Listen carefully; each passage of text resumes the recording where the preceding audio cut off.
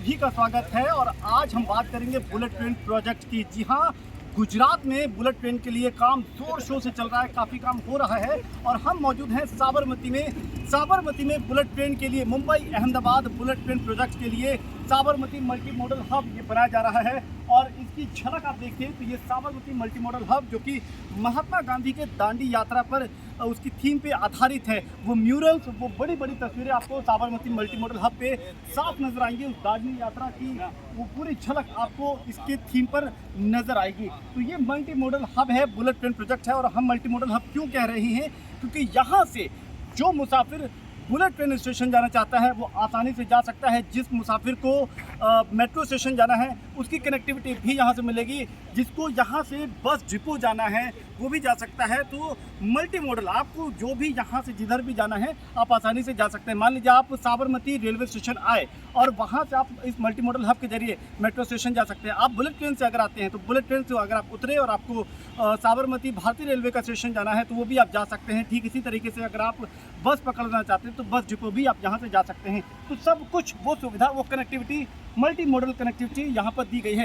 यही इसकी सबसे बड़ी खासियत है, यही इसको मल्टी मॉडल हब इसीलिए कहा जाता है। इसके अलावा अब आपको बताते हैं कि इसकी और क्या खासियत है। ये जो आप दाईं तरफ स्ट्रक्चर देख रहे हैं जिसमें पीला और नीले रंग के शीशे का इस्तेमाल किया गया है, ये ग्राउंड प्लस 9 बिल्डिंग है, यानी कि ज़मीन से 9 माले तक की बिल्डिंग है। और दूसरी तरफ जो आप ये स्ट्रक्चर देख रहे हैं जिसमें सफ़ेद और ग्रे रंग का इस्तेमाल किया गया है, ये ग्राउंड प्लस 7 है। तो ये दो स्ट्रक्चर हैं, ए और बी, और इसको आपस में जोड़ा गया है। अब दो स्ट्रक्चर का फ़ायदा क्या है, देखिए जो बड़ी वाली बिल्डिंग है जिसमें 9 माले हैं उसका इस्तेमाल ऑफिशियल पर्पज़ के लिए ज़्यादा होगा। यहाँ पे ऑफिस दफ्तर बनाए जा सकते हैं, रिटेल स्पेस, दुकानें रिटेल की होंगी, यहाँ पर कमर्शियल एक्टिविटीज़ होती रहेगी। जबकि जो दूसरा स्ट्रक्चर है यहाँ पर जो होटल है, होटल का डेवलपमेंट किया जा सकता है। तो ये एक बड़ा डेवलपमेंट के लिए यहाँ पर इसको बनाया गया है।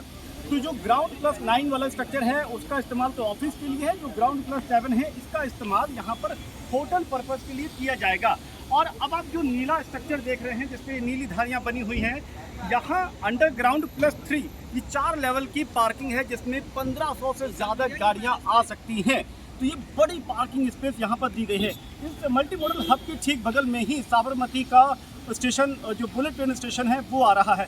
अब आप यहाँ पर यात्री सुविधाओं के नज़रिए से अब आप देखिए तो ये जो 4 अलग अलग रैंप बने हैं, ये वाला जो रैंप है ये टैक्सी के लिए है, यहाँ से टैक्सी जा सकती है। टैक्सी में जो पैसेंजर होगा उसको उतारने के लिए ये रैंप यहाँ पे बनाया गया है। ये वाला जो रैंप है ये 2 पहिया वाहनों के लिए है। इसके ठीक बगल में 3 पहिया वाहनों के लिए, ऑटो जैसे वाहनों के लिए ये रैंप बनाया गया है। और उसके ठीक बगल में बड़े और भारी वाहनों के लिए, बस अगर है तो उसके लिए ये रैंप बनाया गया है। और ये आप देखें तो यहाँ से पैसेंजर आसानी से आ जा सकता है। तो ये मल्टी मॉडल हब का काम बहुत आगे पहुंच चुका है।